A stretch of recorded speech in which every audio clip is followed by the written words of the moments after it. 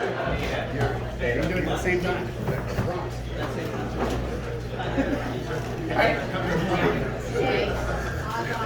All right, Dad, take your seat. Dad, Josh, I want the expensive stuff. Dad, we need you in the hot seat. It's time to shape your head. Okay, we're gonna shave my head again? Yep. Well, it's all gray anyway, and there's not much left. All right, bring it on.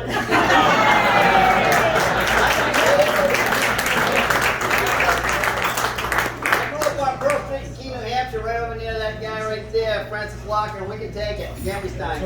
I know we can take it. Ward 5 boys, bring it on. All right. Our first roaster today. All right. Our first roaster today, I actually didn't even ask to speak. I mean, I asked his brother, Garrett. You know, Garrett's loud, social, outgoing, kind of a no-brainer to have at something like this. But Ryan, I didn't even think of it. I mean, he's so quiet and stoned all the time, you don't even think of it.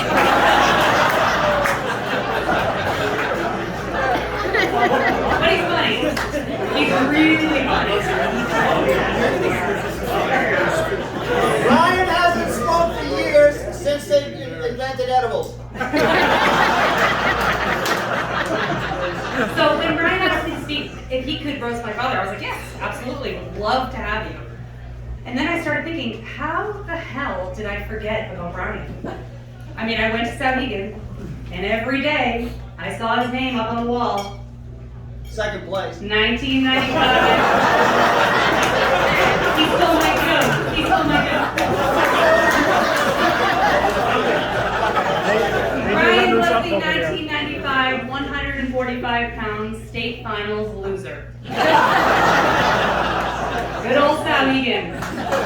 They hang that runner-up banner proudly for him. Ladies and gentlemen, please welcome the unforgettable Brian Trombi.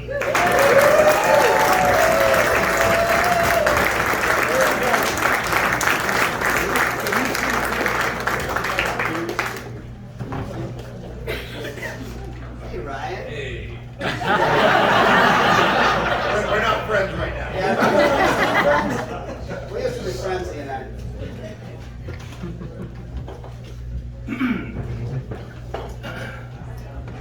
Hey everyone, it's great to be here, and I can't wait to rip into them. But before I begin, you know, you got to keep in mind that it's not so often that a New Hampshire wrestling icon retires. So before I start ripping into this guy, I'd like to take a moment to talk about a New Hampshire wrestling icon.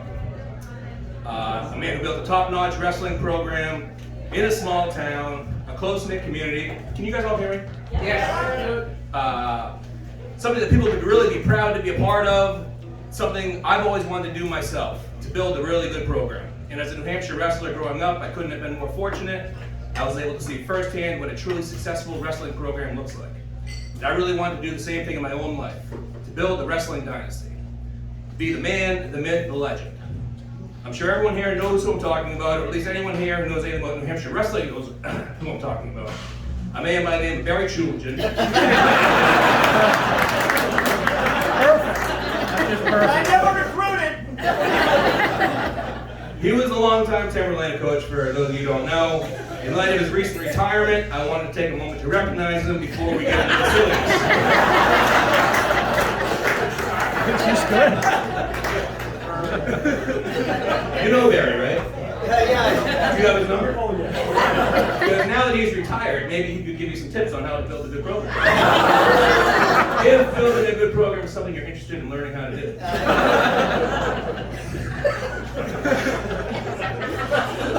I thought you were going to laugh harder at that one. Did they put a sign out front? Did they put a sign out front? Must be this tall to laugh at the joke.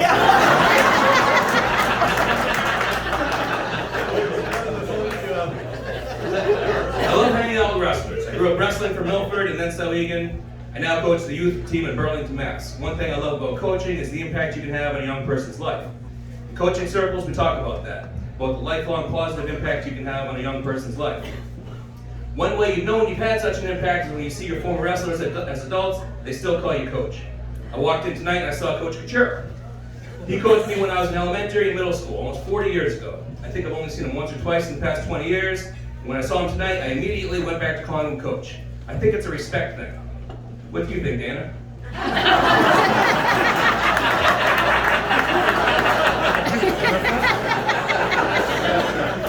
You can tell him with the so eager. Dana had some interesting motivational techniques. For instance, and Joe can back me up on this one. You wrestle for Milford, you win states, you wait a few years, and boom, he lets you fuck his daughter.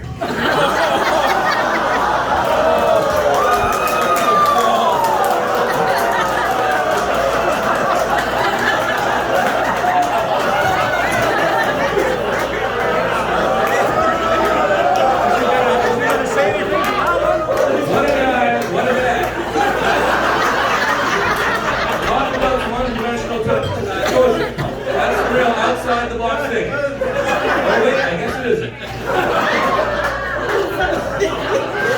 I had nothing to do with this. You're looking for a place to hide. What success he lacked as a coach, he made up for with his success as a wrestler. Dana was a state place winner. He took 3rd place. Now some people will point out that there were only 3 teams back then. Those people are just jerks. Mean jerks, mean truthful jerks with spot-on analysis of the situation. Often the question is asked, how does one know if they are Dana Bourassa? Well, if you've coached wrestling for 35 years and have had more heart attacks than New England place winners, you know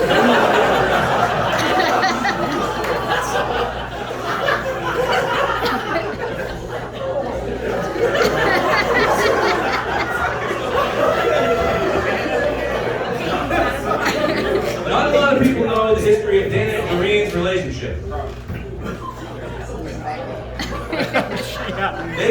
a lot of people know the history of Dana and Doreen's relationship. They both went to Keene High School. And like a lot of couples, at first they didn't seem compatible. I mean, the first time they met, Doreen had been bullying Dana. She actually stuffed him into a locker. The first time he asked her out, he didn't say, "Doreen, will you please go out with me?" It was, "Doreen, will you please let me out of this locker?" I'm just joking, you're all right.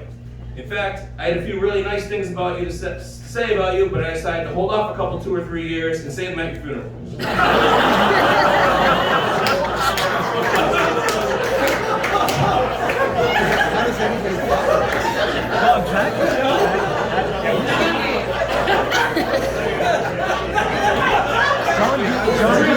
I was nervous about coming here today.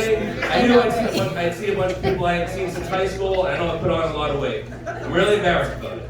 I mean, I look like shit. And it's actually even worse than I thought. I mean, much, much worse. Because 3 times today, 3 different people who I hadn't seen in many years came up to me from behind. Before I could turn around and show my face, they slapped me on the back and said, "Hey, Andy Meyer, how you been, man?" Oh, wait, John? What the hell happened here? Andy Meyer, you live in Massachusetts, your son goes to high school in New Jersey, he likes wrestling more than he likes you, boom, roasted. Joe Fosier, do you really have to be such a pussy on Facebook? Boom, roasted. John Gee, in a hypothetical situation where Jeannie said, "Ryan, you can have $10 million, but the catch is that you'll forevermore have the same accent as John Gee," I wouldn't take the deal. Boom, roasted. Milford Wrestling. Are any Milford wrestlers here? Anyone proud to be a Milford wrestler? Milford Wrestling. I went undefeated against you. Boom, roasted. That's all I got.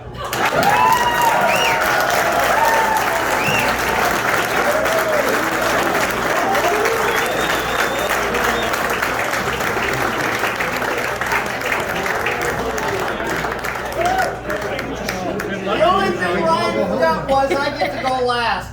You fat bastard.